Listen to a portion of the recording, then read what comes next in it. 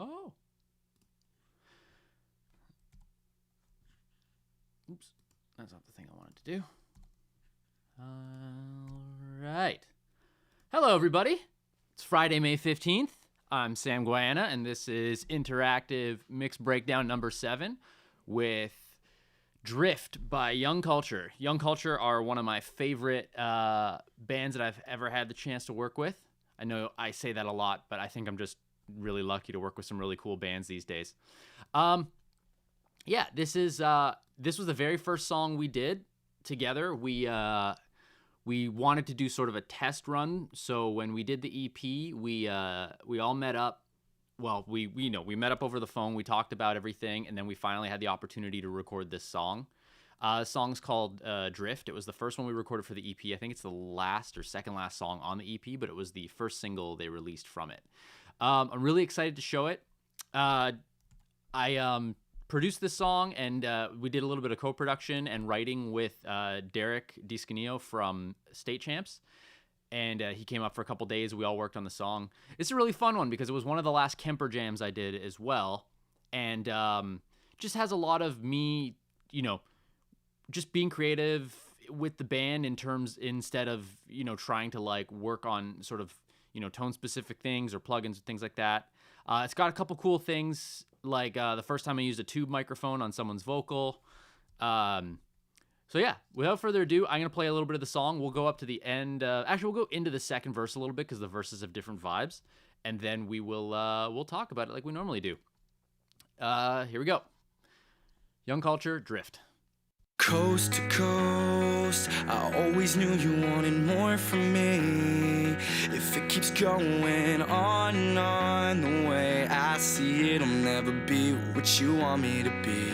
Now I'll clean up this mess. I gotta pick up the pieces. Is there even a reason? You held me down when I fell, and it feels like I'm cheated. Seems like every problem we have keeps repeating. And you should know. Smiles turn to a frown. I always wanted you around, but I could never hear the sound of our souls drifting. Coast to coast, started to feel like an accessory. Yeah, I was high off your love for just a minute, was addicted. Now I'm quitting, cause I'll never be what you need. Tried to turn it around when things were different. Wanted to talk it out, you weren't listening. And every time I hear your name, I swear it's all the same. You never care. And you should know.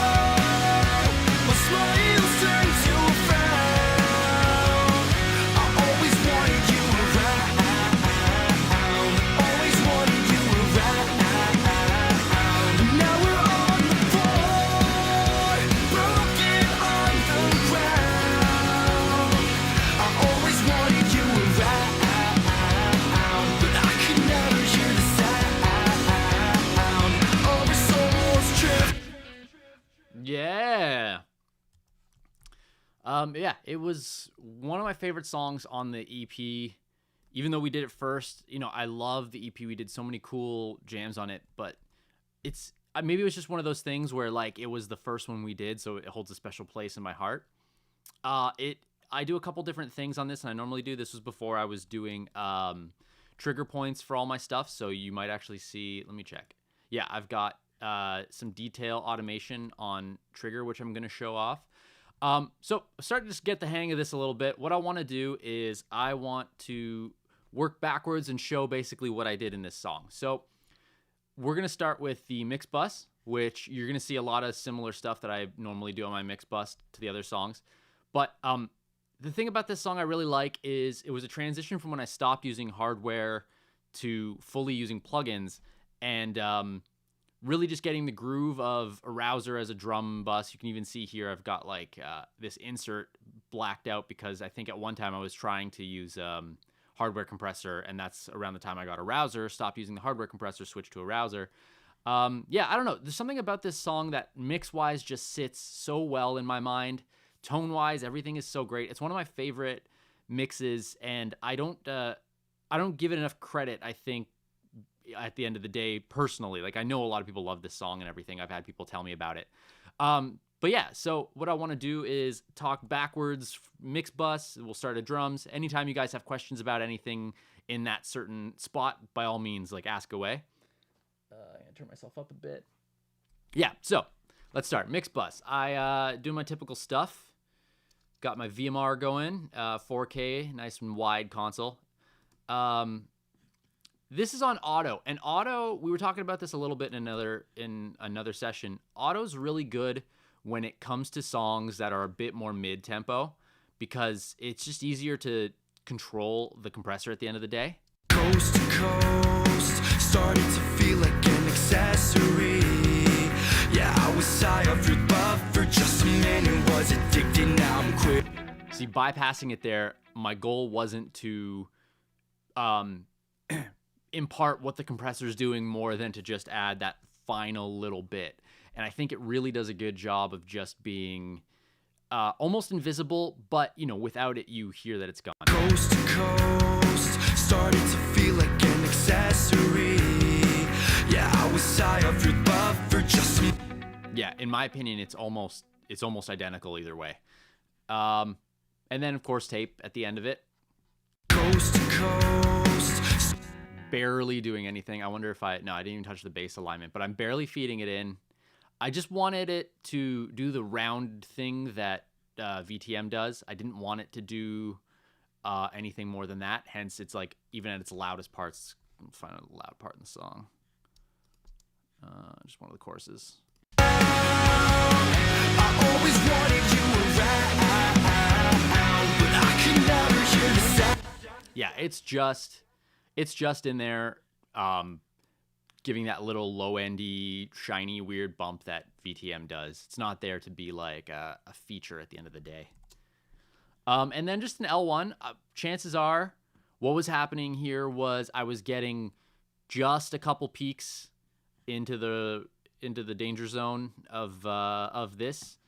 So I printed it, like, literally the threshold's not doing anything. It just lowers the output ceiling so that when those occasional snares went, it it didn't cause a bad clip per se. It just leveled right out. I always wanted you around, but I can't really show off what that's doing because chances are it's happening over like a large drum fill or something. So maybe we'll look through the song, and if I notice it, we'll skirt back and talk about that. Are you always using the same bus compressor settings, or you change it song by song? I don't change them song by song. I'll generally pick like a project, like a bus comp for a project. If the project has different sounding songs, I might go in and change it. But say if it's like a more aggressive record, I'm probably doing like, fast attack, fast release, typical bus comp settings. If it's like a mid-paced record, where most of this record was mid-paced, even the sort of quicker songs, auto does the trick for me, because like I said, I'm not looking for the bus compressor to do a lot of heavy lifting. I'm looking for it just to hold everything nicely in place.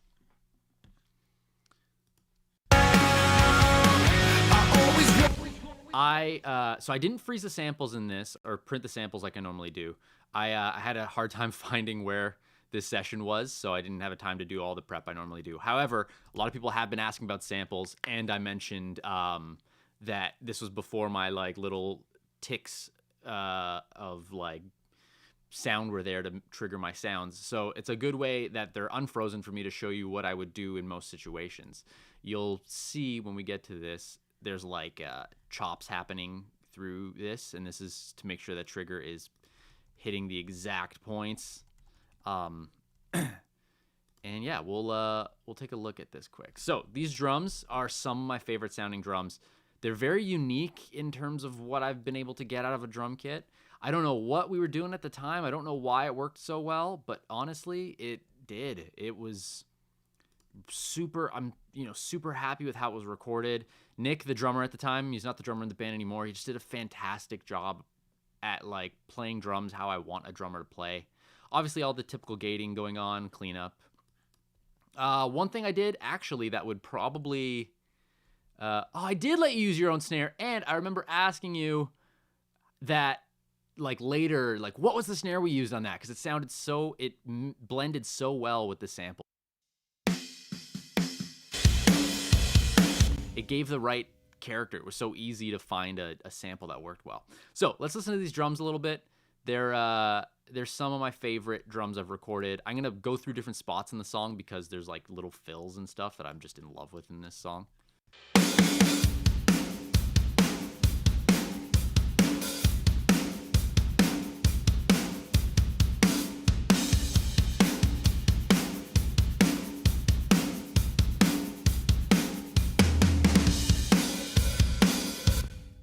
I don't know why or how, but I got these toms to sound so good.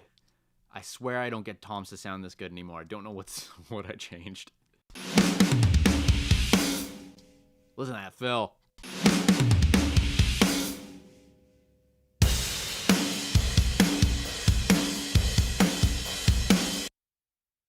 That's a good drum comp setting. I'm stealing that for other stuff. I love going back to these old mixes because I learn about stuff that I might have just changed over time and wonder why I changed when I feel like I nailed it like 2 years ago. Okay, so let's talk about this. How do I align drum samples? I mean, Trigger 2 is very good at aligning samples when it's used properly. So when you've got, that's a good room. When you've got, clean transients coming in, which I do, you can see here that these aren't really being frigged with. Nick's really tight on the hi-hat parts too, even, so I didn't have any weird mistriggers happening with hi-hats and things like that.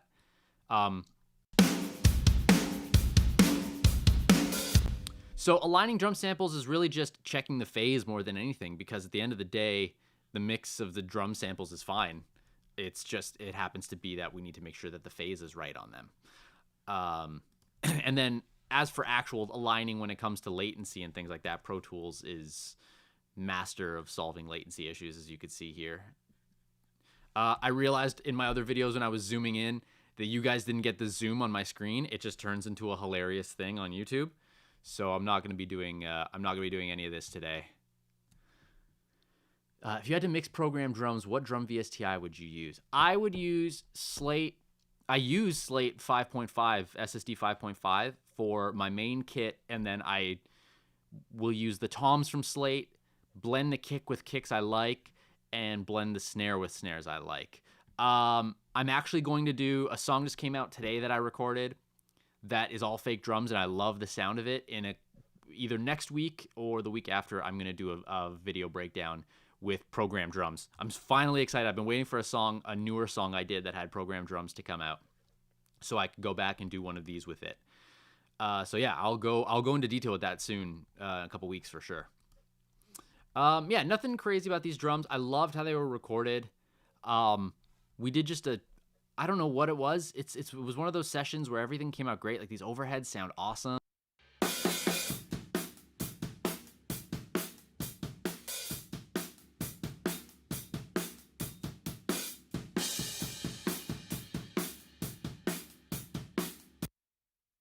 Yeah, it's funny looking back on these and seeing how few changes I made. But what's also funny is, like, not even few changes as much as, oh, my mouse is freaking out, as much as just sort of knowing what to do, like, picking the right cymbals, having a guy playing really solid and everything. Like, I'm using the stereo rooms in this, which I don't normally do. So this is what my drum room actually sounds like. I never really show this off. I realized this isn't solo. I never really show this off too often because I don't use them nearly as much these days, but this was just one of those, like, fortuitous times in which it sounded great.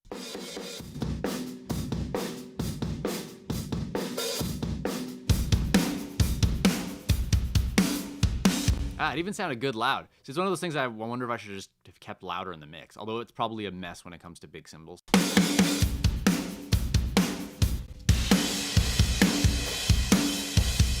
Yeah, when that ride starts, that that room sucks. And then a tube room. So I was saying I had a tube mic on loan to me from a friend when we were doing this single, and I wanted to play around with tube mics. I didn't end up buying it. I did use it, however, as a room and on the vocal tracks. Very typical mono room, not really being much room as much as just like a crushy mic.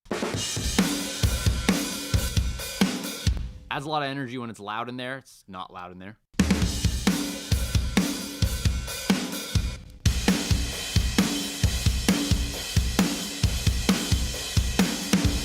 Huh. I could have turned it up in the mix. Who'd have thunk? Great sounding kick, like real kick. This is one of those ones I was really happy with how everything came in pre-sample. So I'm going to kill these samples for a sec.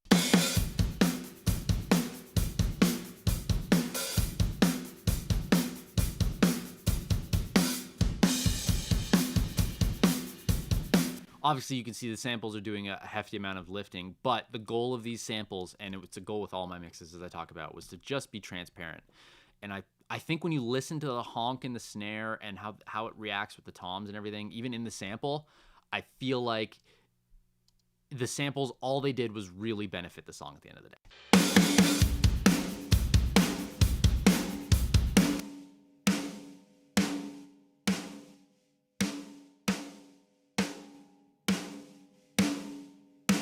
That's such a great blend. That is CLA stuff. This little secret weapon, Renowned Maple High, which is a snare from a pack called Ultimate Drums or something like that, Ultimate Drum Bundle. Signature Brass, which is also from Rimshot Only Rim Snare. Oh, from the same pack as this one. These two play really well together.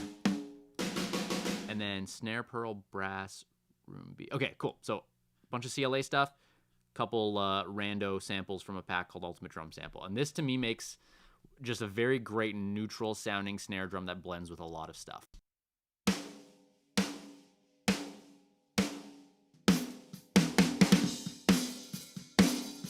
First instant was Tapehead. I'm seeing here I did Tapehead on every single kit piece, and I think the reason I did the VR Music Group. No, it wasn't VR Music Group, although VR Music Group probably made the kick sample I'm using. I'll go to that in a sec. Yeah, I was trying something new on this where I used tape head across every channel before, so it was like we were hitting tape head out of it, sort of in like a VCC way. I think all of these settings are identical too. Yeah, I literally just found a sound, and I rolled with it. I wanted to mix these drums as if they came off of tape, and Massey Tape Head's the one where it really happens. And then a little bit of EQ from this guy first. Looks like I killed virtual channel. Yeah, this is when I was stopping the whole virtual channel on everything era as well. I had an era switch during this record.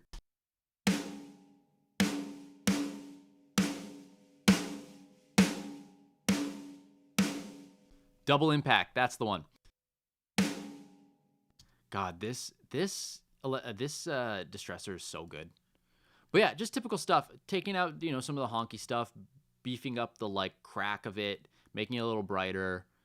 Typical snare moves. These are very important snare moves that you should pay attention to. If you have any SSL plugin, this is the sort of like sauce to it at the end of the day. After that, I probably, Pro Q doing so little, just getting rid of what I don't like, That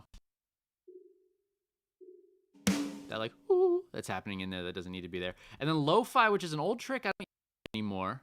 It's an old trick I don't use much anymore, but it's really cool to trim the snare off. Basically, it's like a clipper, and does like a lot for the snare. So here's without it.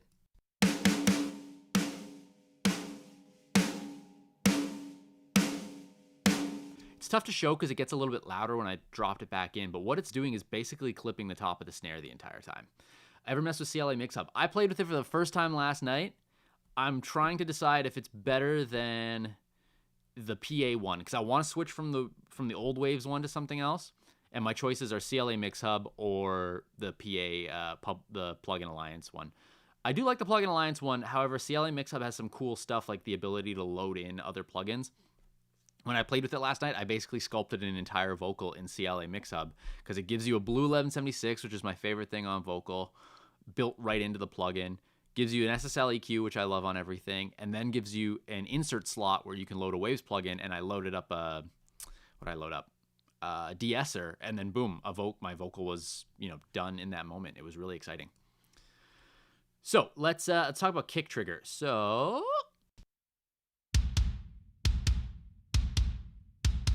by the look of it, yeah, that is like a kick that has room and hard sample, very fat sounding. Kick A is like the most metal kick on the planet, but blended with this true kick, it's really nice.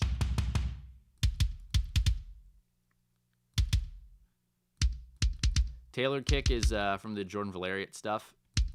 It's probably the best kick he has for anything that's not metal. And then a wide room. This room kind of sucks, but I don't know why. I dug it for this.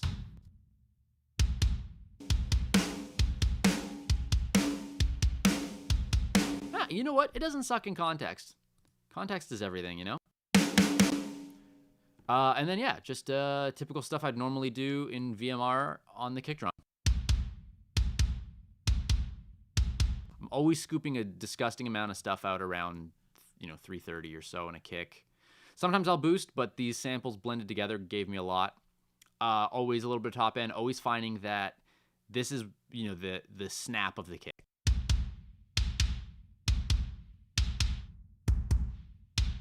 Like that's a good snap frequency there. Not, don't take this for, 5.37, but that's not for everything. But, for this kick, it was the sauce. And then some 1176 on a kick, which I always love.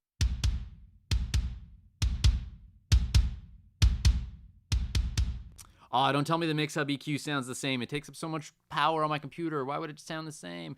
If it sounds the same, I'd probably switch to the Plug-in Alliance one. But yeah, I haven't had a chance to actually crank it and dig into it. Yeah, this kick, plays super well with the real one.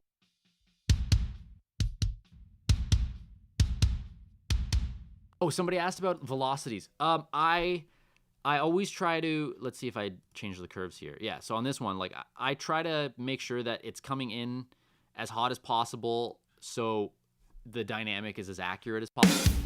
Sorry, I always forget when I play, it cuts me off. So the dynamic is as accurate as possible when it comes in. So if you see in Trigger 2,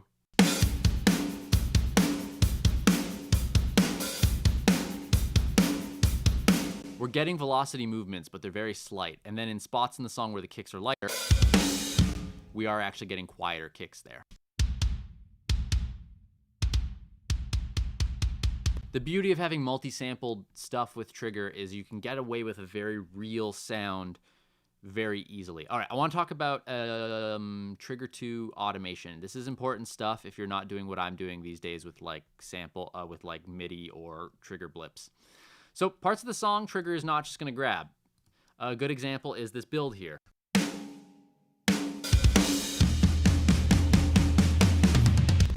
So I knew that Trigger wasn't grabbing that build, so I had to go in, automate the detail, and then go for it so it actually grabs.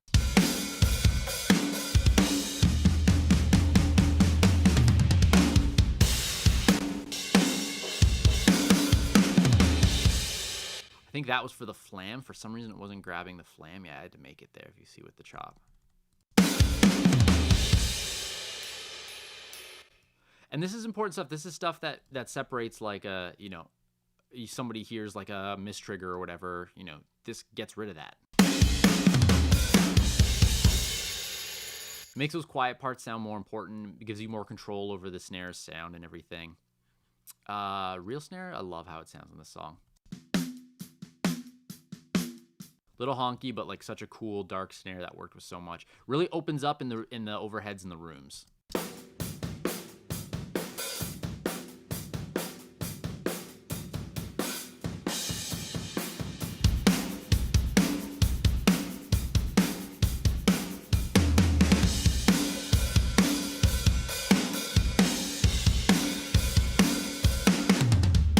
I want to know why these toms sound so good. You guys are going to explore with me on my tom settings because I have no idea what I did to make them sound so sick.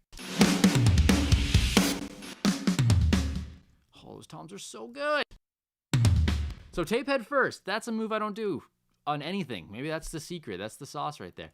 And then Sam Rack and Sam Rack as well, tweaked a little bit. Man, I got to say, I break away from these settings, but these settings really do a lot. the toms in the studio are so good. These CNC toms I have, they're like 10 or 8 ply, really heavy sounding. They take EQ really well. If they're played powerfully, which I make people do a lot, they really open up.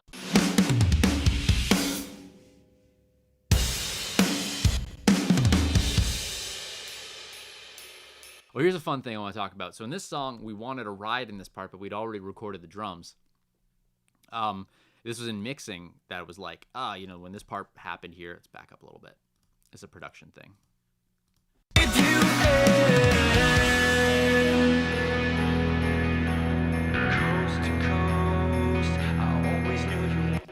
So it had no ride there, and we were already talking about it. And then everybody was like, hey, can we maybe put a ride in? And I was like, I don't know, that's weird, but I did.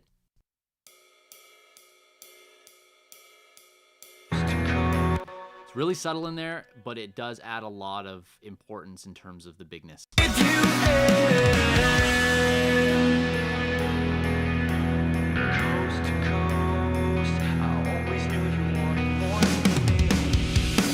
And you should know, my smiles turn to a frown. So, drum bus, we've got VMR first, as always. No EQ. I wasn't feeling the EQ. I think the tape head was solving so many problems for me that I didn't feel like I needed to reach for EQ at the time. Arouser doing its arousal.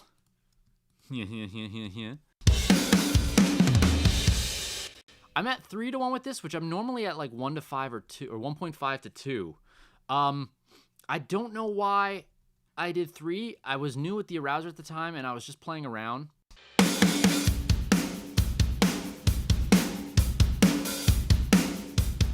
What's funny is those both sound good. The heavier compression on the drums and the drums without the compression both sound great.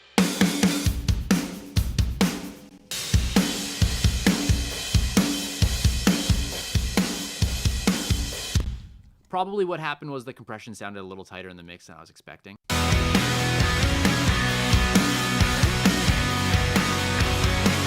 Oh, Justin, thank you, dude. I really appreciate that.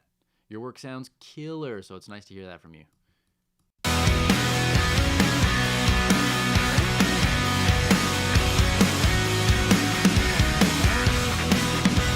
It's one of those things when I kill that, it's like I wonder why I bothered putting compression on the drum bus when I realized the drums sound good. It's one of those things like I'm always scared to not do the things I typically do, even if something sounds good already, you know? And then Kramer Master Tape, which I never do on drums anymore. I wanted that tape vibe with this record. I wanted these drums to just sound like punchy and like almost old school drive-through sounding records, but with like a modern mix at the end of the day. And yeah, so that's why there's like a buttload of tape on these drums.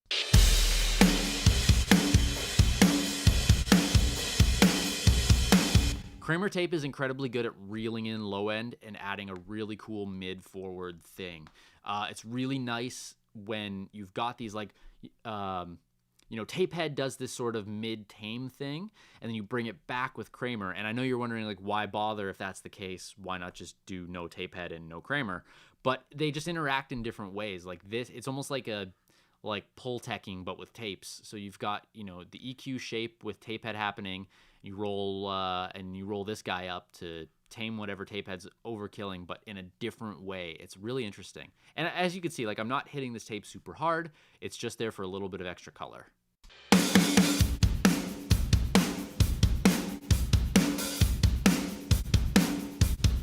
Softens that extra hard snare transient and just makes it sit in the mix really well.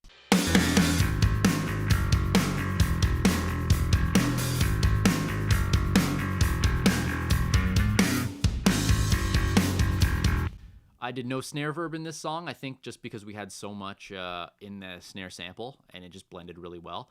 I did do my typical room here, the realistic drum room. Oh, CLA Club. Oh, I changed it up. What a freak I am.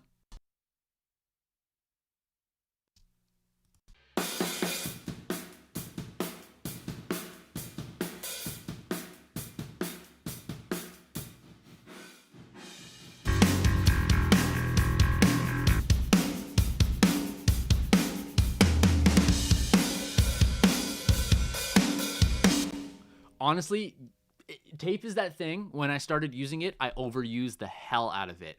But then, and this isn't when I started using it. I started using it like 5 years before this. But yeah, when I started using tape, I overused the hell out of it because I thought this. I was like, I need more tape. Tape is one of those things you really got to play with and learn. And I still don't know what the hell I'm doing with tape plugins half the time. But I'm really happy that I took the time to sort of figure it out. Yeah, everybody needs more tape in their mixes for sure.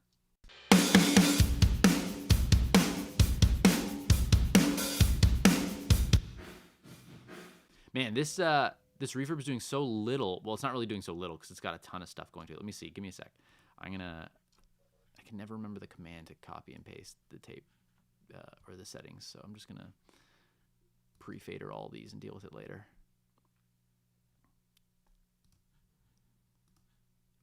Because I want to listen to what's actually happening with that reverb.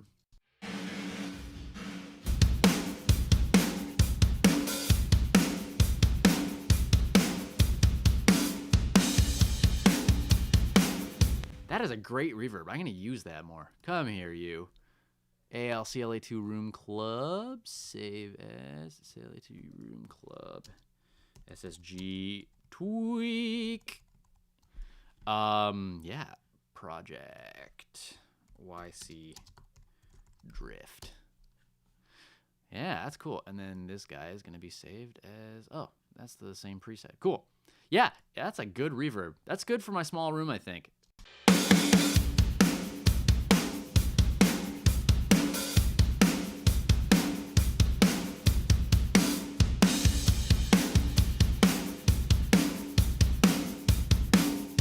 I don't know what you guys are listening on at home, but it adds this very nice tail to the snare drum. On the sides, it's this like almost like white noise sound.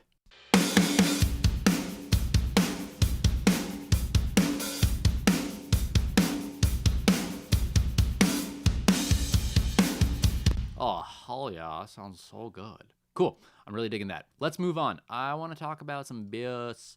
Actually, I want to talk about all the extra little bits first. So we took the time. We did a lot of little percussion things and swells, and these are the things that can really like liven a mix when you're looking for that extra bit.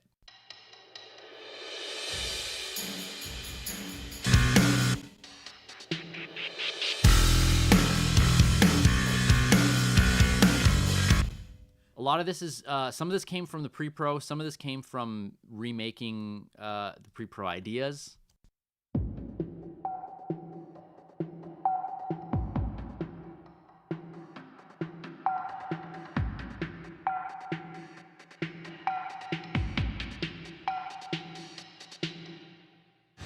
Lots of one knob automation, which is like my favorite plugin.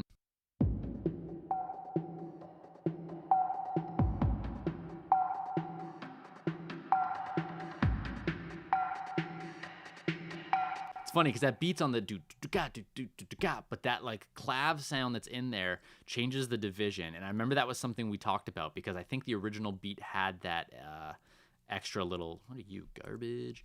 That extra little thing that I wanted to keep, but also accent the like halftime vibe. I'm going to play it with the music here because this is where this beat really shines. Coast to coast. I'll start a little later. I see it'll never be what you want me to be. Now I'll clean up this mess. I gotta pick up the pieces. Is there even a reason? You held me down when I fell and it feels like I'm cheated. Seems like every problem we have keeps repeating. And you should know. So there's all those little things like in the mix there. You feel the with the like offbeat, but really it's like this almost like fast like trancey beat happening.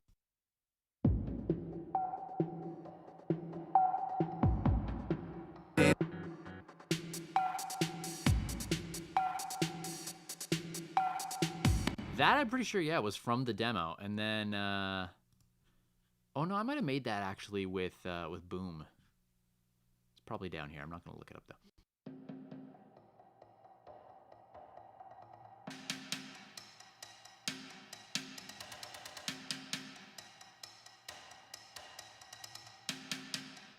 A bunch of little rim stuff going on. Oh, I did make it. Look at me. Thank you, Nick. pieces. Yeah, I think these huge impacts, this 808, all came from the original pre-pro. But this little sound going on here was made probably from one of their swells that I just ended up chopping up. And then used one knob filter to accentuate the actual rise. Half keeps repeating, and you should know. And there's a lot of little things that accent when that happens. There's this arpeggio that starts here really buried in there.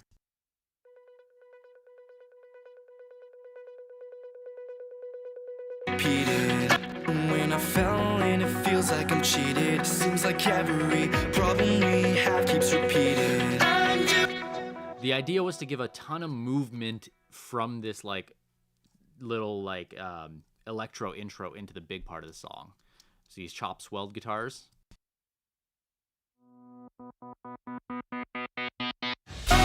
Every problem we have keeps repeating, and you should know.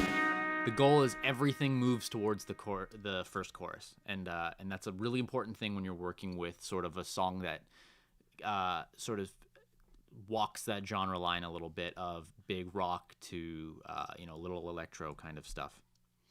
Okay, bass guitar. Bass guitar, you're not gonna be surprised about anything, but I love talking about it. The bass tone on this song in particular sounds great. Pretty sure it was a P.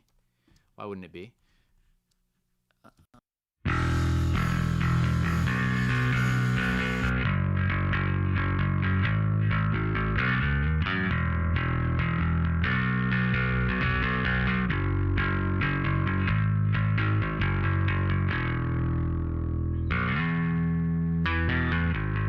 This was played by a guy named Alex Stoge. I can't say his last name. We just call him Stoge. He played on this jam. This was the only song on the EP he played on, but he's always a riff machine, so he did a really good job. I've got this auto-tuner on here probably because there were a few notes that were bumming me out.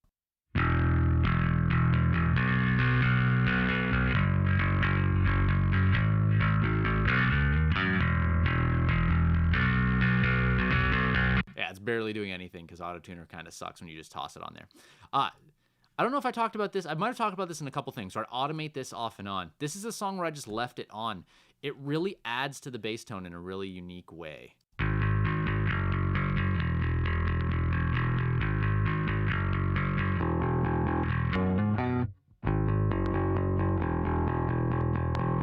So when I kill the BOD, which is, as you all know, my absolute favorite plugin on the planet right now, when I kill the BOD, listen to the bass DI. The bass DI sounds really cool with, I'm going to toggle this off and on during, with this on, and then really just like a regular bass DI with it off.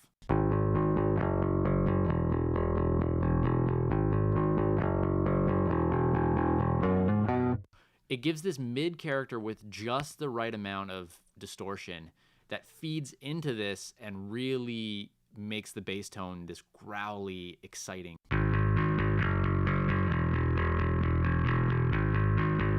And then, of course, that super top endy bit that's happening here, which I'll just solo for you.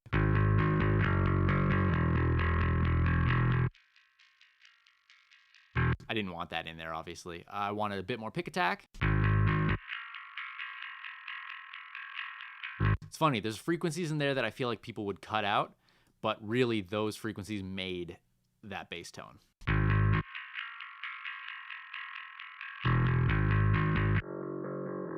And then just that getting rid of that because, ain't nobody got time for that.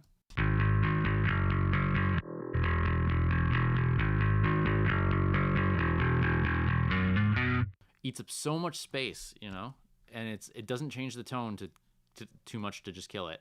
And then just a little bit of CLA after it just to hold it into place. It was tracked pretty heavy-handedly with 1176 on the way in. So this is just that final step. Oh, I added all this crazy shit to it. Let's level it off. And give it a bit of volume boost.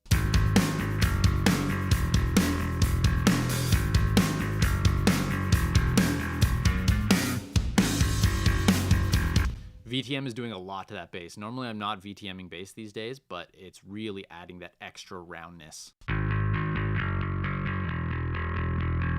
That, honestly, why don't I do this anymore? This changes the bass tone from what I would just call like a plug-in bass tone to just like a recorded bass tone.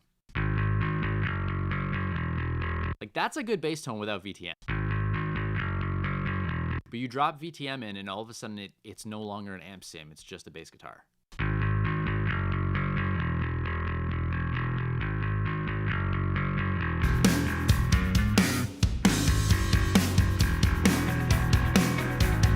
Simple on bass today, but honestly, listening back to that is a bass tone that I envy that I don't have in my current mixes.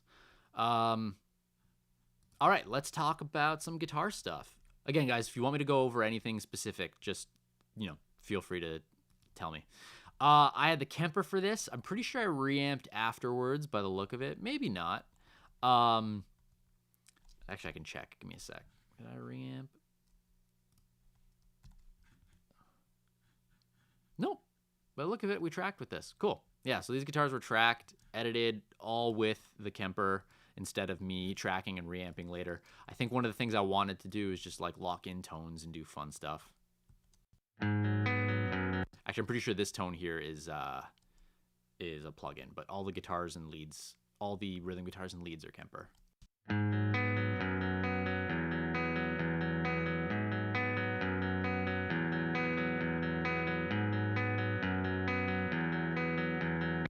Remember having a tuning issue with that guitar because it sounded really good in the intro but didn't sound good in other spots. Oh, it was with the acoustic. We'll talk about that when we get to there. Those are problem-solving issues.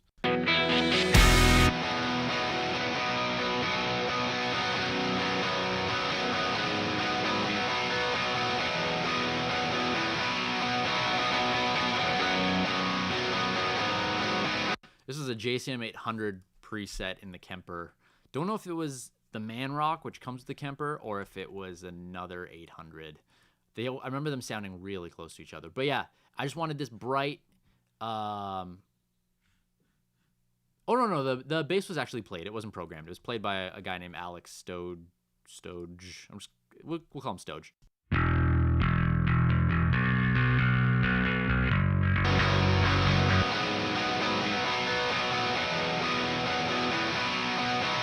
Funny, that tone on its own kind of sucks, but in the context of the song, it's the exact rhythm that the song needs at the end of the day.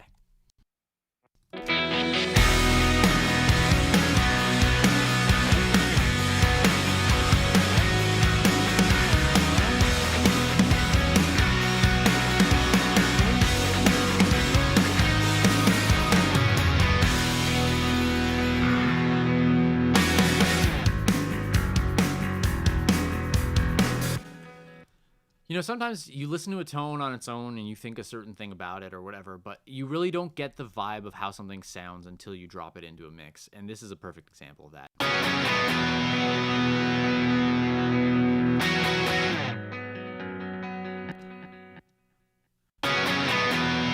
Octave on this. Chances are, yeah. So I wanted stereo stuff at certain times in this song, like this bridge gets really big. When I brought it down to single track, I just ended up automating the panning instead of having them on separate tracks. So octaves, even though it's stereo in the chorus, it's mono in the rest of the song, and its pan is switched to mono.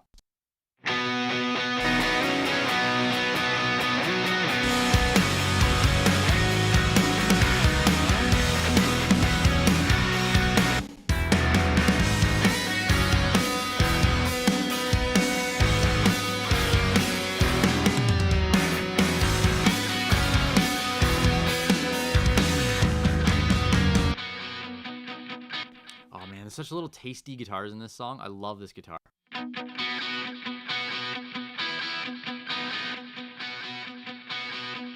As you hear there, it gets quieter in that one spot to get out of the... probably, yeah. So see how these rhythms kick back in. Everything gets louder, so something had to move out of the way. And because these guitars were just more tasty ear candy than anything else, they happened to be the victim for that spot. It's tough with that vocal context, too. Obviously, when I mix, I focus on a vocal at the end of the day, so I'm really, making sure that when I'm making moves in a mix, it's that nothing steps on a vocal. around when things were different. Wanted to talk it out, you weren't listening. And every time I hear your name, I swear it's all the same. You never cared. And you should know my smiles turn to a frown. Man, I love these little overdrive guitars. This riff comes in the second half here that just sounds so cool. I'm going to get to the second half of this chorus. On the floor, broken on the ground.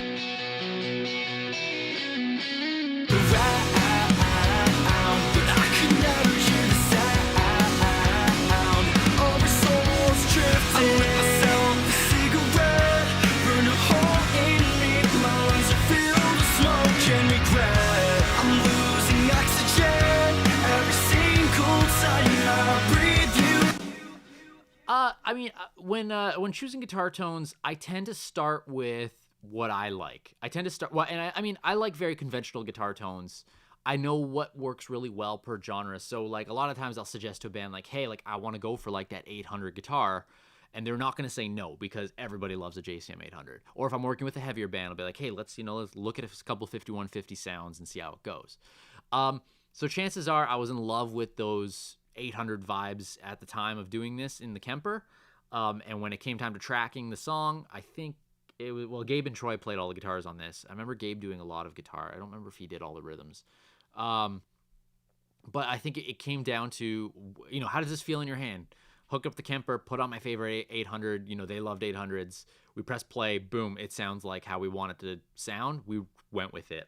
The only time I was a little... Also, with certain bands, they just don't care about guitar tones as much. So they kind of leave it up to me, and I know in my like little arsenal of stuff, like, oh, you know what? I like this tone here. I think it'll be perfect. So like a good example is this clean.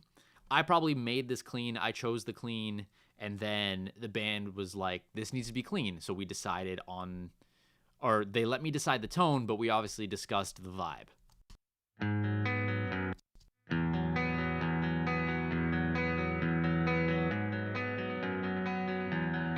Oh, I love that. I'm going to talk about that quick before we move on. If you listen really closely, the clean delay that pops in and only plays when it needs to fill in space.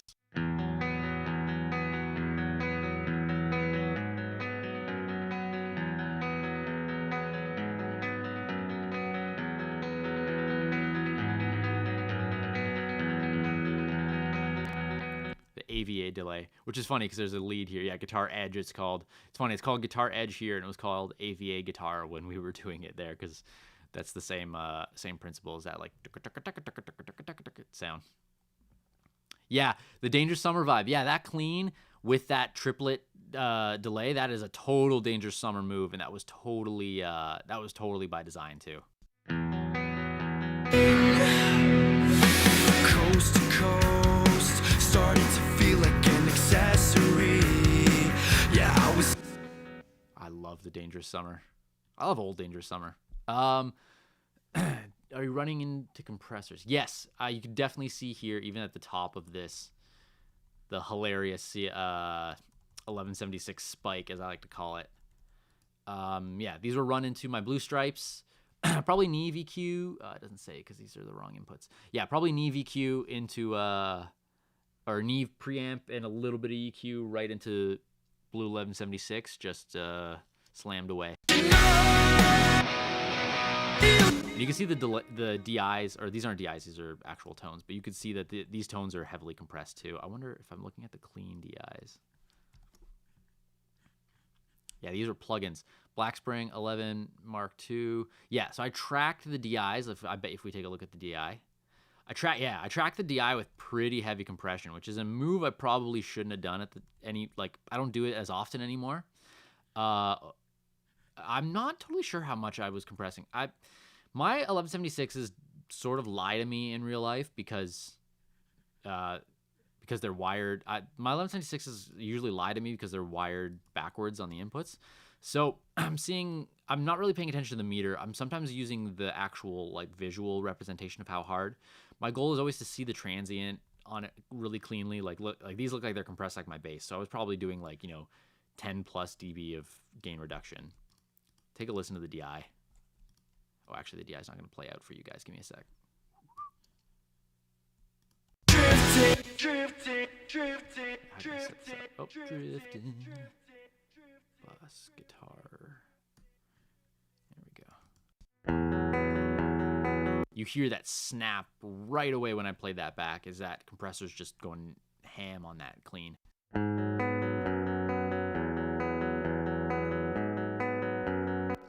Then a little bit of Black Spring. If you know anything about this plugin, it's awesome. A touch of spring reverb before an amp always makes clean tones sound super dope.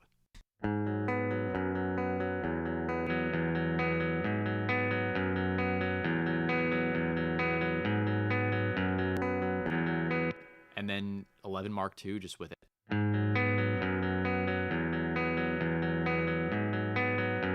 God, that's a good clean tone. Coast to coast.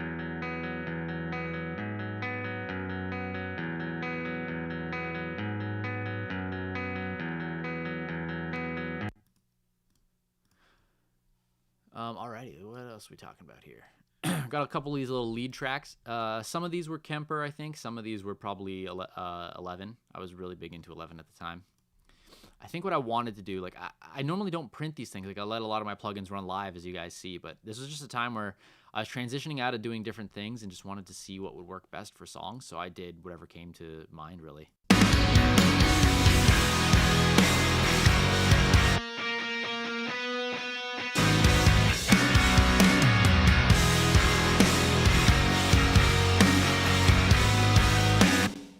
I'll talk about these acoustics. So yeah, I had a problem with these acoustics and staying in tune. So we used Evertunes for... Actually, I don't think we used Evertunes for the clean. We used a really cool telly that belongs to Anton, my studio partner. And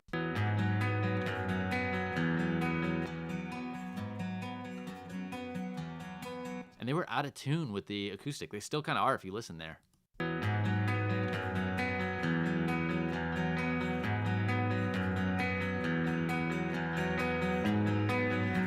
I think I went in and I like chopped up exactly what I wanted out of every little acoustic part that was in tune and just looped the best part because it was definitely a nightmare to get these in tune, I remember.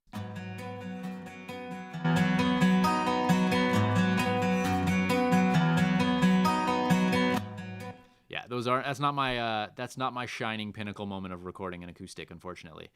But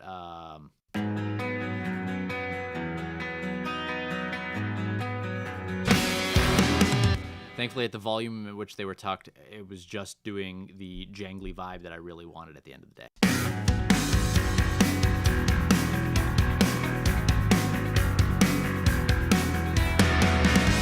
And then I tracked those with fairly heavy compression on the way in, as we could see.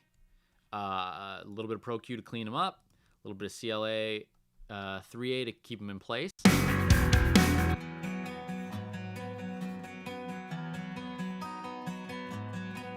And instead of sending them to a reverb, I just tossed it on the track of Valhalla instance and rolled it back. If no one has outboard gear, what do you recommend for tracking guitar DIs? Okay, Dennis. So what I would do, and I have done, was I'm not always fortunate enough to be in my studio all the time when I'm making records. So I'm actually one of those guys who doesn't get to sit in front of his gear all the time.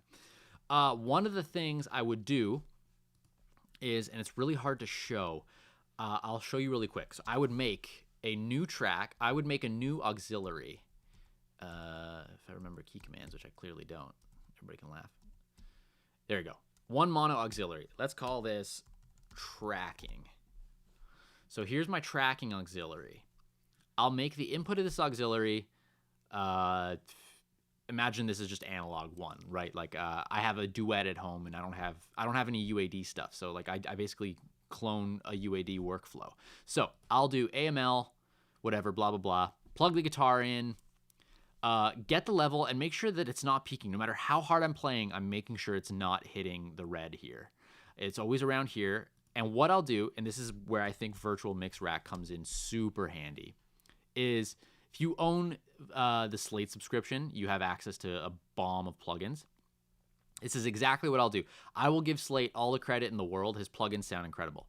I grab the FG73 if I'm doing a guitar, or the FG76 if I'm doing a bass. I will crank up the drive. I don't really want it for anything, I want it just a little bit tickling. If I hear it too much, I back it off. And honestly, if it's bothering me, I won't even use a preamp. But it's, you know, it's a fun way. Like a lot of interfaces these days have clean a lot of interfaces these days have clean preamps. So this is a good way to add a little bit of character to the preamp. So, you know, I'll sometimes use the Neve too, because the Neve is fat bottom, so it's really good for bass guitar as well. When you crank it, make sure this is just lighting up, like barely lighting up. And then I'll pull in, where is it? I'll pull in the Vintage Boy.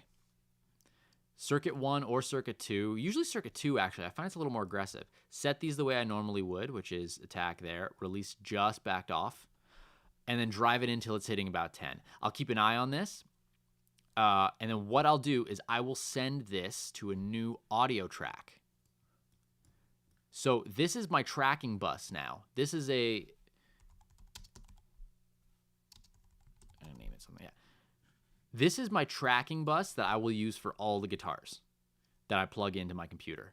This is whatever guitar I'm recording at the time. Then I'll toss an amp sim on it, hit record on here, and just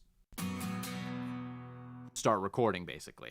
And I'll keep an eye on the DIs to make sure they're looking how they look. It's, you know, a lot of people say don't use your eyes, but when you're using plugins, it's good to sort of see the end result. And a lot of people can't see the end result with plugins, unfortunately, unless you've got like a UAD rig, and I don't have a portable UAD rig. The beautiful part about this is it incurs no latency when you're using VMR, so you can actually track like this latency free, like you're tracking through an Apollo or something like that, and getting the same result at the end of the day. So yeah, that's what I do. I set up like a dummy tracking auxiliary. That's the input of my interface. Rig this up like I'm tracking with my gear at my studio. Send it to a track, and then that's my way to record a DI on the way in. And I'm not scared of doing this. I find a lot of confidence in committing sounds on the way in. So I play with that. It's destructive in terms of if you don't really know what you're doing, you could cause some problems, but it's a great way to learn. And yeah, I'd 100% do the same thing for vocals. Same preamp, same compressor. I love the 4-to-1 on the Slate. The 4-to-1 on Slate's VMR doesn't do the quick snap that the bad snap. Obviously the snap is nice on 1176, but it doesn't do that bad big fat transient that the CLA 76 plugin does, and then I'll mix with the CLA 76 one. So yeah, I'll do the exact same thing for vocals. I might be a little less heavy-handed. However, in the Slate subscription now, there is a distressor, as everybody knows, and it is a really good distressor. So sometimes I'll track vocals with the FG Stress or the Arouser or something like that instead of the 1176. But yeah, I would do the exact same thing for bass, guitar, vocals if I was tracking with an interface that I didn't have any outboard gear. And honestly, I'm not saying this for any reason aside from the fact that it sounds just as good. I don't feel like I'm missing out on anything. No worries, dude. Glad I could help. All right, let's keep rolling. Did a lot of pad stuff and just fun synth stuff in this song. It was really important to lift these parts. We talked about a vibe for the song, and we wanted to really phone that in. Not phone it in, hone it in.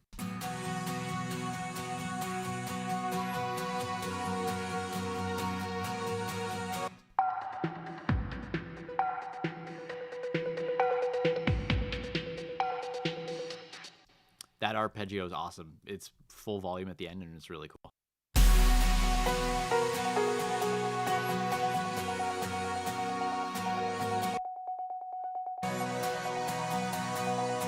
The little piano riff is so fun.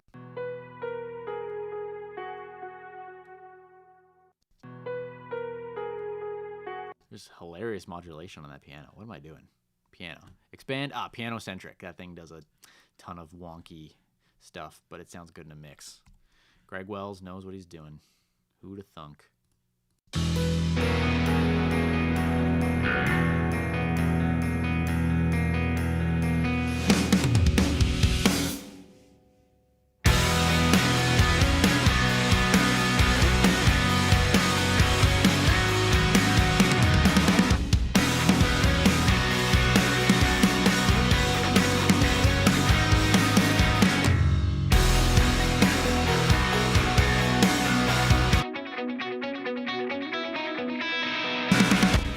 Love that little edge guitar.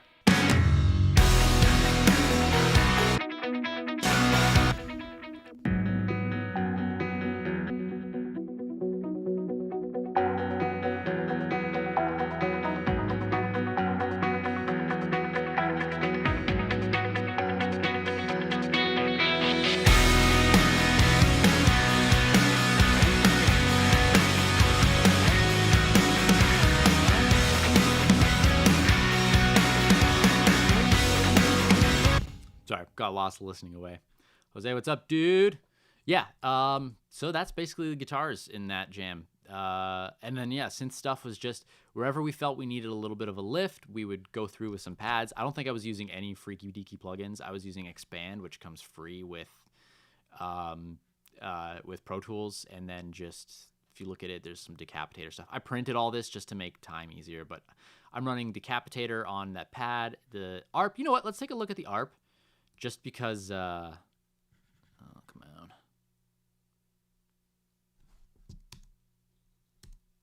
Let's take a look at the ARP just because it's doing some pretty heavy lifting, and it's probably important to take a look at. I will send it to the, what bus was it going to? Aux stuff.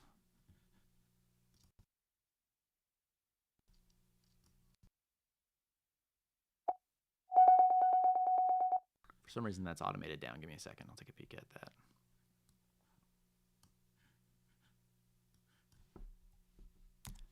Cut that automation. So this sound is literally just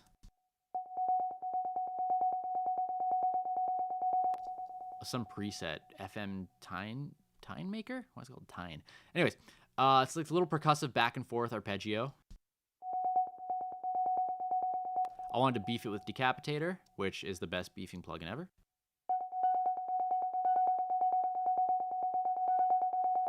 Gives that little bit of edge. I wanted the trem to be a little more exaggerated.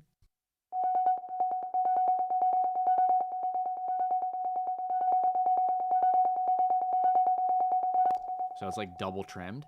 I wanted it a little wider.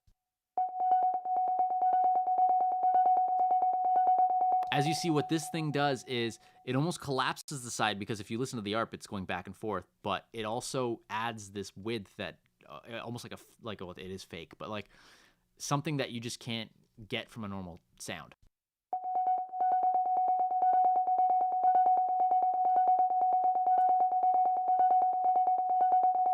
That's really cool, actually. I should use that side widener more. And then just a bit of cleanup to get rid of what I didn't want to hear.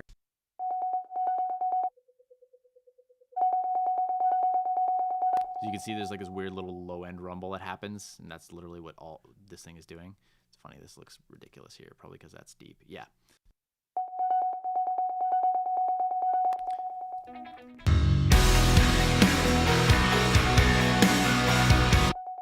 Stuff like that is really good to beef up a chorus without anything, without, I don't want to say being suspicious, but you know, like, oh, I don't want synths in my music. It's like, oh, well, too bad. You know what? Because a little bit of something like that really adds some vibe that you're not supposed to hear, but you'd miss if it was gone.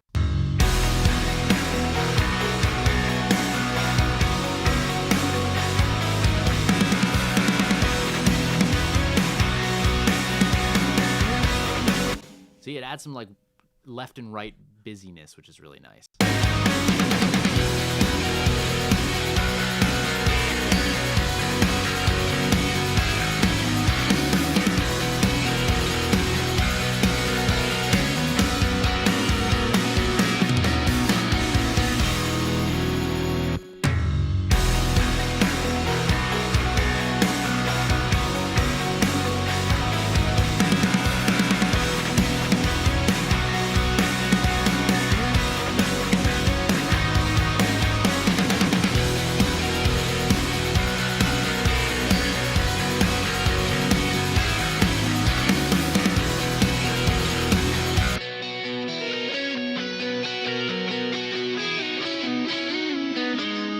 Probably worth talking about. Really cool to bring that lead guitar that's happening in that second verse, the tone of it, back at the end. It adds a new lead that tends to wrap up with the clean guitars and like harmonize.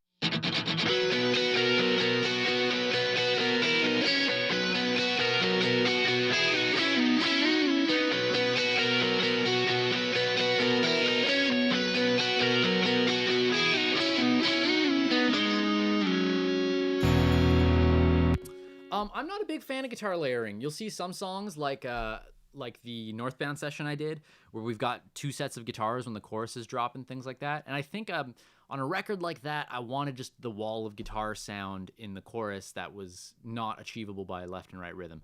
But in a song like this, where the guitars are important because, you know, they play guitars live, the guitars aren't important in terms of the entire scope of the song. So I didn't feel the need to layer up extra rhythms and things like that. I've got this left and right here, but this clean, you know, it's not playing the same thing as this rhythm guitar. It's doing this like picked out clean part.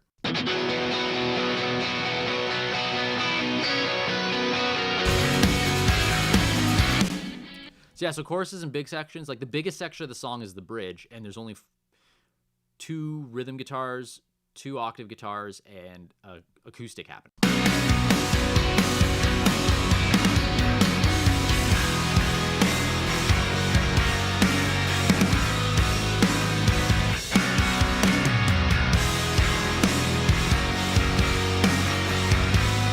And, you know, to me, I don't think that's lacking any dynamic. I don't think that's lacking any bigness. I think that sort of solved the trick. So yeah, it's always like a, you know, per project thing. But in this song in particular, I didn't do any extra guitar layering. How did you use the delay on the edge? Let's take a peek.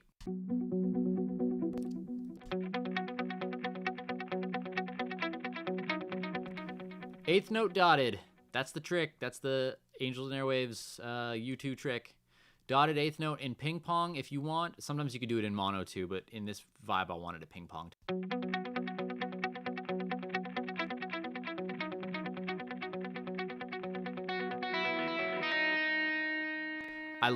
The lo-fi button takes off the perfect amount. Actually, I'm pretty sure like dudes like Edge and Tom DeLonge don't do the roll-off thing, because if you listen to those delays, they're very like sharp and particular in your face, which is a nice thing. Me, I like softening delay tails. It comes from mixing vocal delays where you don't want extra S's and stuff. It's the sort of same principle with a guitar. I want to cut off the frequencies I don't need to hear in that.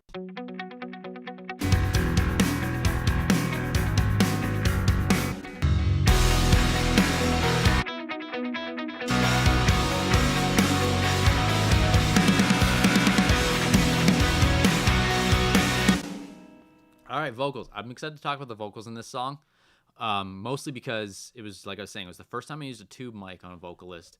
I mean, I've used tube mics in the past, but when I was less informed as I am today on my skills. Do guitar effects as they're printed, or do you use them going in? I tend to use plugins as guitar effects. Yeah, basically, so I have more control over them at the end of the day. I'm sure that many of you have surmised I'm a friggin' control freak. I love to sculpt everything down to the last minute, and that's just, I like the creative aspect of being able to do anything I want whenever I want and not be committed to creative aspects. Clearly, I commit to technical aspects. I commit to a lot of compression on the way in. I commit to different things. But when it comes to being creative, I try not to commit to those things until I absolutely have to during mixing and things like that. And so, when it's a lead like the clean guitars here, or even the Edge guitar,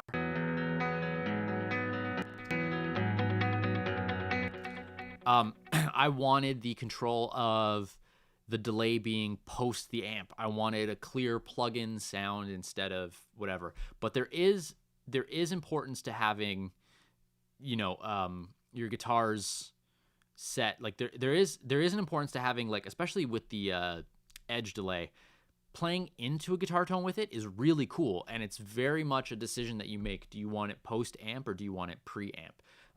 And for me in this song, I wanted it post amp. I wanted the effects to be wide and clear and not eaten up. But say it were a lead guitar in a hefty mix of a ton of stuff, and I've got verbs going on that guitar, I will probably print the Edge delay on the amp because it just does. It's a different characteristic, right? Like it decays with the amps distortion and things like that. Like it's a very specific sound. So yeah, it's just something that's discussed in production and things like that. Do you always put clean RTM and acoustic guitars on stereo tracks? Oh, rhythm. That's what RTM. Not always. If I'm running amp sims live, I don't put them on stereo tracks. If I'm printing things down, I do. These days, I do fewer stereo tracks on rhythm guitars because I'm sometimes automating left and right, and I don't want to set up like a trim. Like sometimes I'll set up a trim, unlink the sides, automate the gain, and then go to that trim's left gain, and then I only want the left guitar down in this part, and bit-a-doo. Now we listen to. Oops.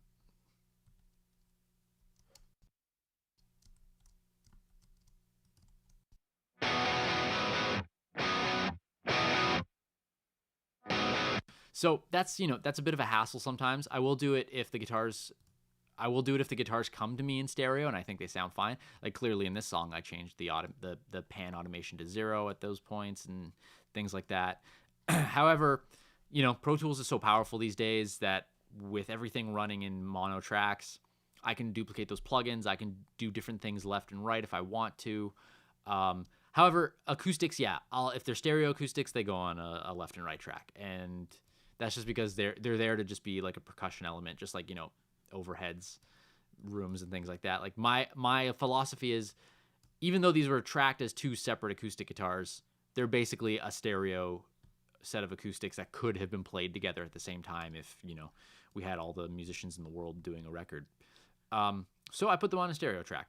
But yeah, no, rhythms these days not as much. And yeah, that's the same thing with like harmony vocals and stuff. They go on stereo tracks. I don't have any rhyme or reason to why I chose those over guitars and things like that, but just workflow sort of works out at the end of the day, and you do different things and you change it up. Okay, let's get back to vocals here. I did some fun stuff. Is this automated? No, it's just bypassed. For the main verb on this song, like the main vocal verb, it's actually just a delay that goes back and forth. That's a little Jordan Valeriat trick I picked up. Let's take a listen to these vocals. Coast to coast, I always knew you wanted more from me. If it keeps going on the way I see it. I didn't feel that I needed a slap, even though there is a slap track. I didn't feel that I needed a delay that carried on. I felt like I needed something that gave the illusion of a slappy reverb that just got out of the way right away. And I wanted those intro vocals to be very dry. I wanted to carry it through the song. So when we listen to that. Coast to coast, I always knew you wanted more from me. If it keeps going on the way I see it, I'll never be what you want me to be. Now I'll clean up this mess. I gotta pick up the pieces of whatever is left. Is there even a reason? You held me down when I fell, and it feels like I'm cheated. See, when everything came in there, the full like background stuff, you all of a sudden get this verb vibe that doesn't eat up any space, and you're wondering why, and it's because it's not a verb, it's a delay. I gotta pick up the pieces. Is there even a reason? You held me down when I fell, and it feels like I'm cheated. Seems like every problem we have keeps repeating. And you should know my smiles turn to a frown. So a lot of people have talked to me about using CLA vocals versus whatever. So when I'm using CLA vocals, which I'm not in this song, versus setting up all my sends, these are basically what my sends look like. I've got a short verb, or in this case, the mod delay. I've got a longer verb that kicks in choruses and things like that. I've got the stereo delay that kicks in. It's usually a quarter note, quarter note Manny M doing a bunch of fun stuff. Little micro shift doing some width, and then a slap Echo Boy. And the reason I use CLA vocals is because I literally get all these exact things in one plugin that I can just alternate when I want or automate in and out. So it really wasn't, it's just a trade-off. Do I want to set up all these auxes and play with them? Do I want to just set up an extra verb and an extra delay when the chorus kicks in and have the width and the slap be built into the CLA? There's really no right or wrong way as long as the end result sounds big. Repeated. And you should know my smiles turned to a frown. I always wanted you around, but I could never hear the sound of our souls drifting. Coast to coast, started to feel like an accessory. Yeah, I was high off your love for just... Sorry, I got lost listening to those vocals. Yeah, so Tube Mics have this really interesting character that kind of grind a little bit. There's this like silky smooth that I like, but I'd never used it before, and I found that it wasn't the answer for Alex's vocals. I love how these vocals sound, but the rest of the record we used an 87, and I was much happier with it. However, it was a fun experiment. I think these are so silky, and I want a Tube Mic. I just can't justify it right now. And you should know, my smiles turned to a frown. I always wanted you around. Yeah, so that was Neve into probably 1176. And then, I was on the classic. I was on this VCC kick. So a little bit of cleanup, getting rid of that. And you should know. That's that silky part of his, or not silky, but the overly boomy part of Alex's vocals around here. And you should know, my smiles turned to a frown. So yeah, a little move just to get rid of that. CLA 76, literally doing the CLA 76 business. And you should know, my smiles turned to a frown. Lots of compression on the vocal, but that's just me. That's like what I love to do. I love having a pinned vocal. And you should know. And then just de-essing, getting rid of, S's. And you should know, my smiles turned to a frown. I always wanted you around, but I could never hear the sound. Do you use playlists? No, I don't. I hate playlists. I think they're ridiculous. I just like tracking. Basically what I'll do, it's hard to describe, but like I'll let a vocalist do a pass, usually 9 to 10 times of a chorus, let's say, right? Like I want the chorus being, exactly a certain way. So nobody sings great on their first take. Nobody sings great on their fifth take. They start to sound great around 6 or 7 takes in. So we're warming up. We're doing passes of the chorus. I'm setting levels throughout all those takes with everything. We start to track. And what I start to do is, so we'll record a pass of the chorus. Cool. Sounds good. In my brain, this is sort of playlisting, but in a different way. I know that this is good, so I then drag it down there. And then I'll let him do another pass, and then I know that this is sort of good and whatever. The reason I do it like that is because I like big chunks that flow together and don't sound like they're just slopped into place. However, I have done the playlist way. I did the playlist way on the Silverstein record because Shane was more comfortable with that. And honestly, it was great. It worked super well. But yeah, no, 11 takes is, do the takes you need. Get the vibe. But yeah, I'll tend to just sort of like keep one down here. Like, hey, this whole take was really good. Cool. Move it down. Give me another pass. Let's see if we can beat it. Oh, we can't beat it. This part was better, though. So then I'll bring up everything and keep this part and fade it together. So that's sort of my, like, long-winded way on the way in. Any reason to use blackface compared to blue? Yes. I use the blackface when mixing it because I use the blue to track it. And I don't like using both together because they compounds that extra mid that the 1176 gives off and bums me out. You comp the way you think is better, but what if a band member wants... you comp the way you think is right. Yes, basically, I comp what I think sounds best. We play it back for the vocalist, and if we're all in agreement, we move on. If we're not in agreement, then we go back and fix up basically what we want to fix up. Also, what I tend to do is sometimes I'll comp and get a really banging take, and that's the double, and then we'll do the whole process over again from the beginning for the main, because why should the double be any less quality than the main vocal, in my opinion? If you listen to this double here, it could have been the main vocal. And you should know, my smiles turned to a frown. I always wanted you around, but I could never hear the they both have that same character. sound, but I could never hear the sound. I could never, with that like extra little spit. But I could never hear. Like, that's the double. That sounds great as a double. And then the main is even better. But I could never hear the sound. And that's just sort of the trick at the end of the day. It's like, I don't like to compromise on doubles too much. I know some dudes will track and track and track, then they'll comp together the left and rights if they're doing stereo. I don't do stereo doubles unless I really have to.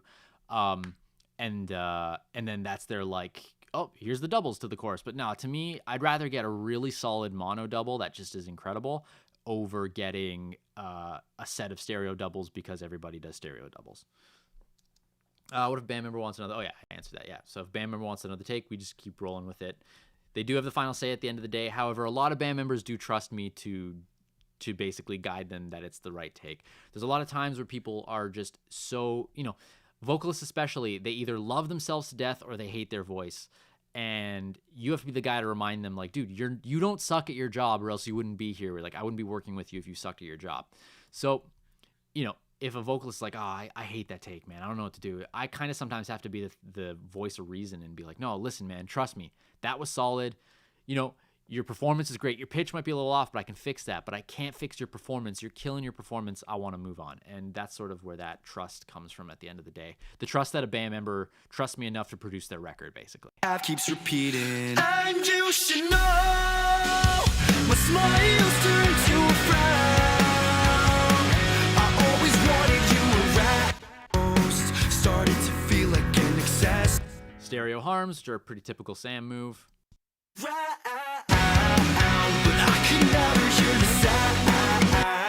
sound of our souls drifting.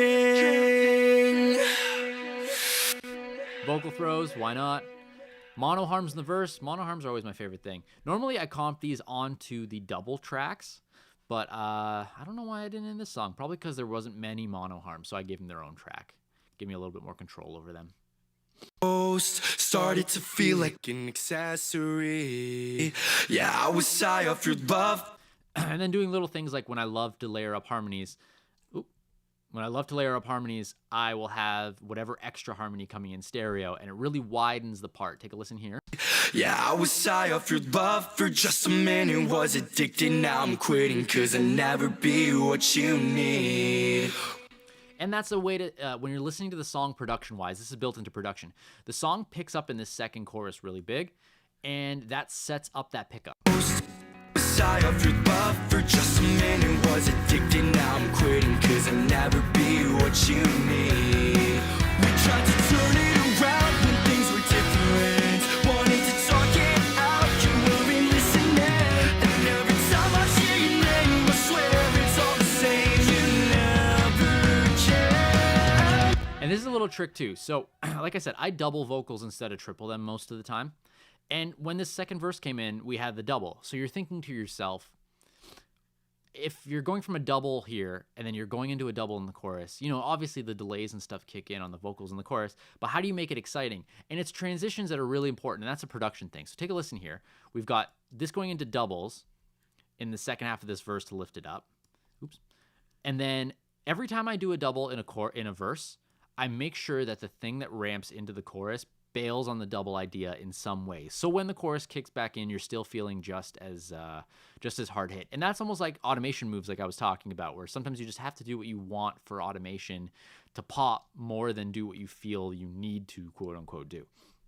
So if you listen here, you've got double happening and then the double harmony, and then everything bails down in the buildup to mono. And that's by design. And every time I hear your name, I swear it's all the same. You never change. You should know my smiles turn to a frown.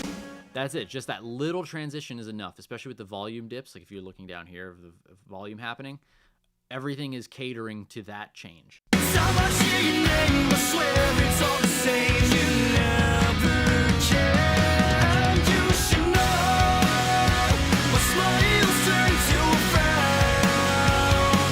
I always wanted you. And then, typical Sam stuff happening in the choruses here, these ahs, or in the bridge, I mean. Can regret, I'm losing oxygen. Every single time I breathe you in.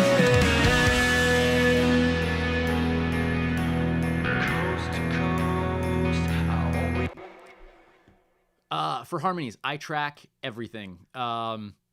I don't ever fake harmonies unless I have to. The only time I'll fake a harmony is if I'm mixing a record and I'm only getting one, like I was sent just one harmony, then I'll use real ADT to make it into a double, which is the most convincing one I've found. But no, all these are individually tracked. Lungs are filled with smoke and regret. You never hear the sound. Yeah, so all those harmonies are tracked twice, all these ahs. I'm losing oxygen.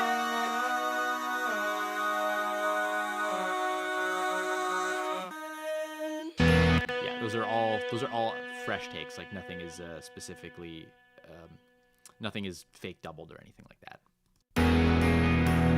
Coast to coast, I always knew you wanted more from me.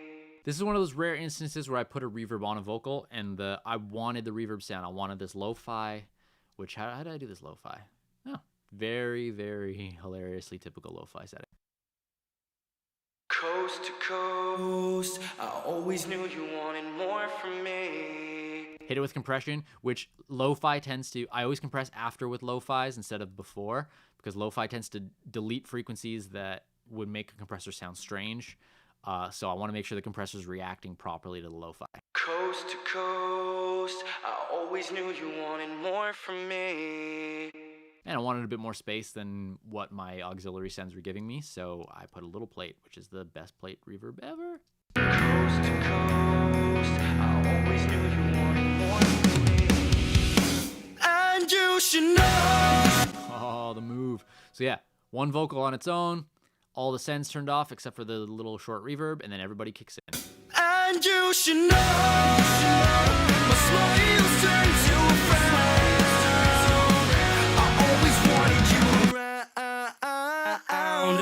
This is one of the first records, not one of the first. I mean, I was always doing ad-libs, but this is one where like I said, we had Derek from State Champs in working on this, and dude's the ad-lib master. So one of the nice things we talked about was, he was giving me his insight about what producers have done for him for ad-libs, and we just rolled with that and tried similar stuff.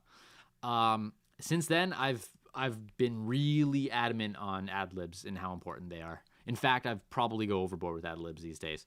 But it was nice to just get these little extra ones that pop in and out. I'm gonna kill the instruments so we can just listen to the vocals here. And you should know, my smiles turn to a frown. I always wanted you around. Always wanted you around. And now we're on. I love, again, we got those ad-libs that harmonize with the main. Carry on a little bit. I always wanted you around. Always wanted you around. Or broken on the ground. Oh, ground. I love that harmony. I forgot that's even in there. It's so buried. Broken on the ground. There's a weird little second happening right off the bat, which sounds wonky when you listen to it on its own, but sounds really good in the mix. Or broken on the ground. Oh, on the floor. Broken on the ground. That is such a cool little harmony. Broken on the ground. Always want you around. And these little outro vocals here, these all got their own little sub or bus because they were it was important to really focus on them. So let's take a listen to these. Oh, they're also distorted clearly, yeah. So they happen in the intro here. Now I'll clean up this mess. You almost can't hear the distortion because it's kind of one of those like gluing distortions. Want me to be. Now I'll clean up this mess. I gotta pick up the pieces. Is there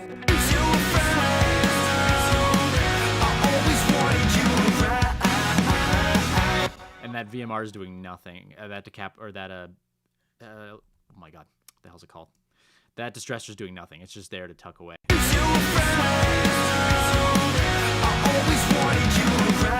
Sometimes it's really easy to overcompress vocals like this, and then you're wondering why they're not popping out. And I learned that the hard way. Like I always, roll back on compression on like ahs and things like that because I'm realizing like, why can't I like get these exciting enough? Oh,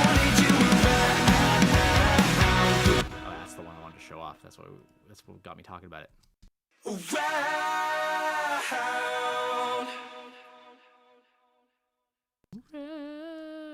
Almost like a country vibe going on.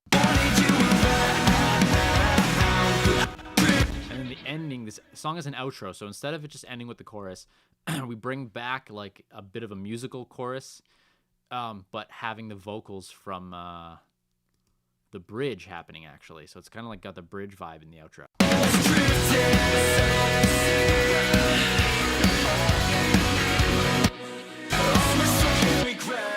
I'm losing oxygen.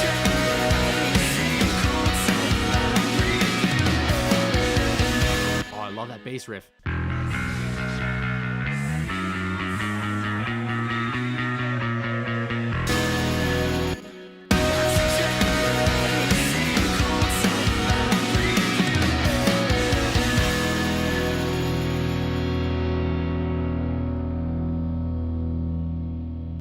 It's a pretty song. It's an important song. It made a relationship with a band I truly love, and I talk to still very often.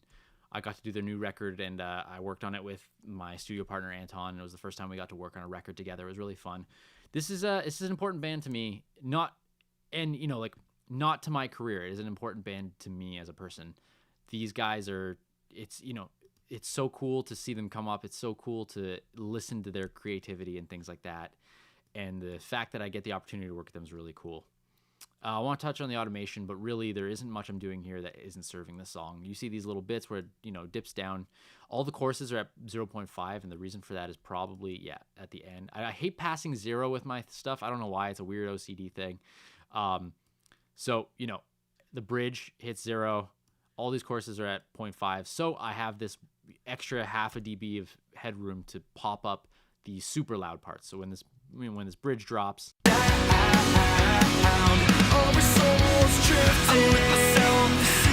you get an extra half dB to drive us home. And then when the chorus 3 B starts, the really big one,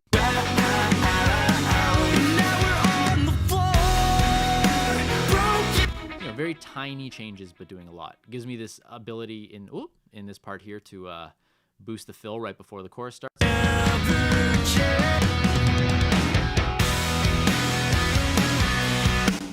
So giving me that little extra dB of just being able to go through.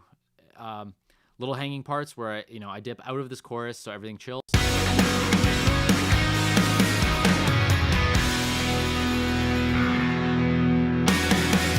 And comes back up in volume just for those 3 hits.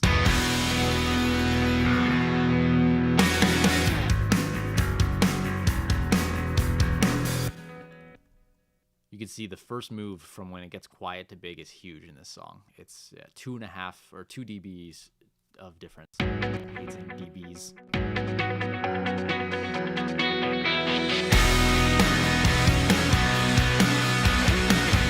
I want to drive home what you're hearing. Same with going into that second verse. And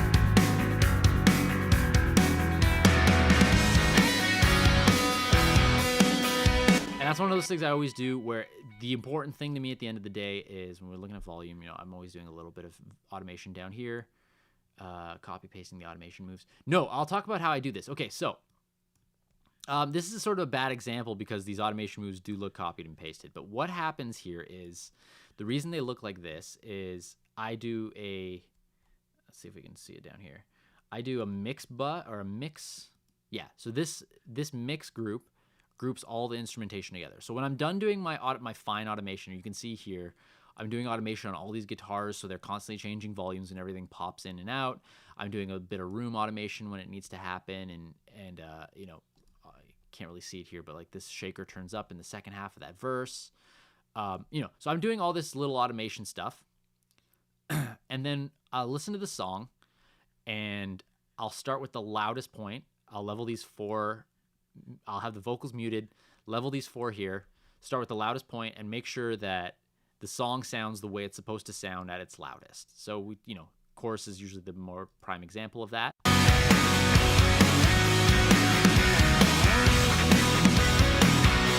And because these are all grouped together, what I'll then do is I want to sculpt the space. So a good example is this ring out here. So let's see, this is at probably 0.5 and that's at 0.5. Yeah. So I listen to the song.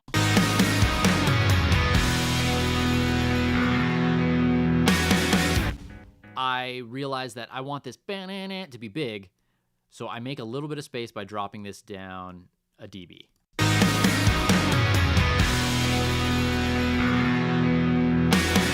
And then back. So what I did was probably highlight this and pull it down.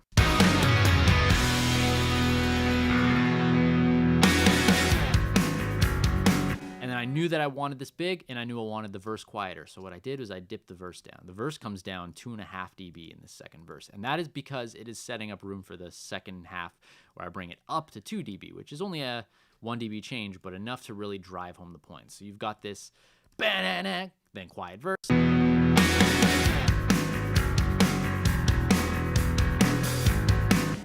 And then you got another little transition into the second half.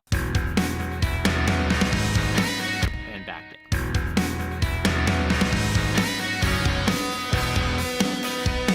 So I'm not copying and pasting them as much as just they're all grouped together and then I make the moves all at once. Like this build. Clearly these are all the same division of build. I wanted to accentuate it. I wanted everybody to build, not just the drums. I wanted the drums to build a little bit more. As you can see, though, this is a good example. So the vocals don't live by this rule. While they look sort of similar, these are just changes that need to happen when they need to happen to make the vocal pop. So I always do the instrumental first. And there are times where I unlink this and we'll treat certain parts. Like, here's a good example. That scratch, scratch, scratch, boom. The drums here do the bop, bop, bop, like really big. So I turned the drums up. Normally, if this is a song where there weren't scratches here and I just wanted the drums bigger, I'd unlink the groups. So now I have control over everything. Grab just what I wanted from the drums and then, turn them up a little bit. And sometimes even that, like that sounded really loud, like that 2 dB boost there. But especially when mastering hits that is kind of like a pleasant sound. Listening to that, like I would have made that change had I thought a little harder about it.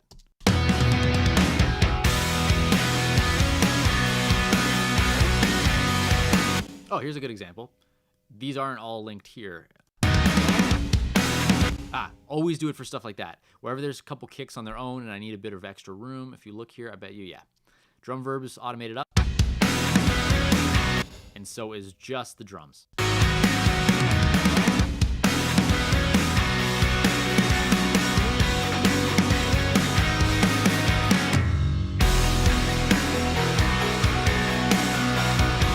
I'm always at the end.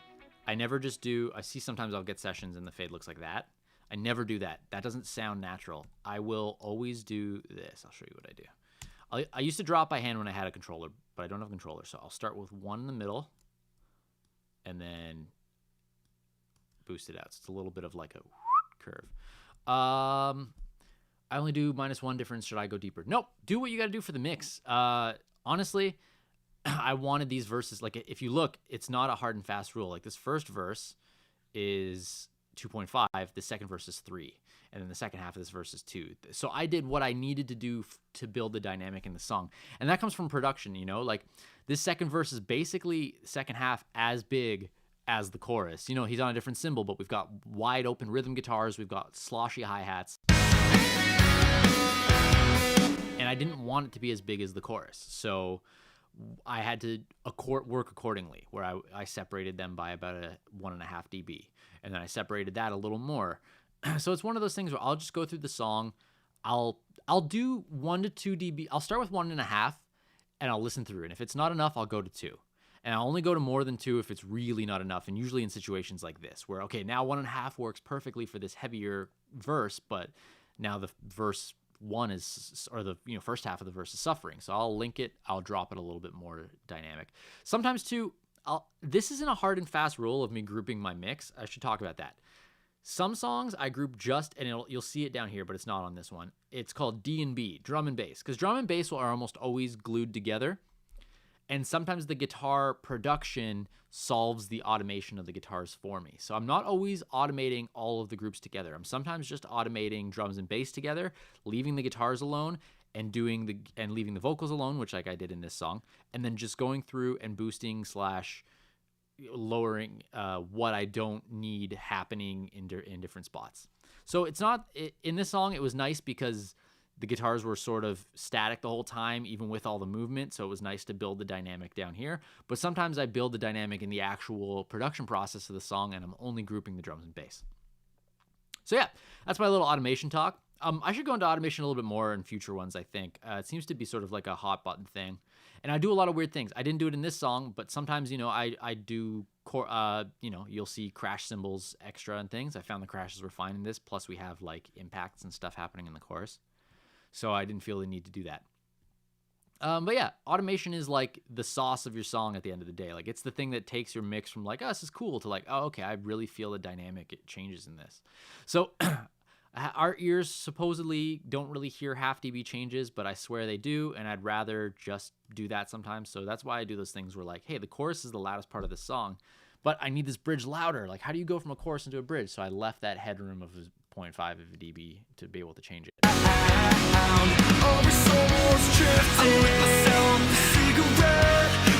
I don't really hear it, but what I do know is when I listen to the mastered version of the song, that bridge hits harder. And I think that little change is a nice way to sort of launch into a mastering compressor or limiter and really, accentuate the important stuff in the song. Anyways, guys, that's about it. I know I didn't really touch on the vocal bus. Chances are, I was doing an overall cleanup of the EQ. Like I said, tube mics are a little strange for me. Excuse me. I found some spots that were really like woofy in the tube mic that I wanted to solve. And then Kramer tape. Oh yeah, it's not even on. Sometimes I'll use the slap and Kramer tape. I wish I could just have the slap on its own send, because it is like the nicest slap. It's so good. Anyways, that is Drift by Young Culture. One of my favorite jams off the EP. One of my favorite songs by this band, but mostly because it holds a special place in my heart.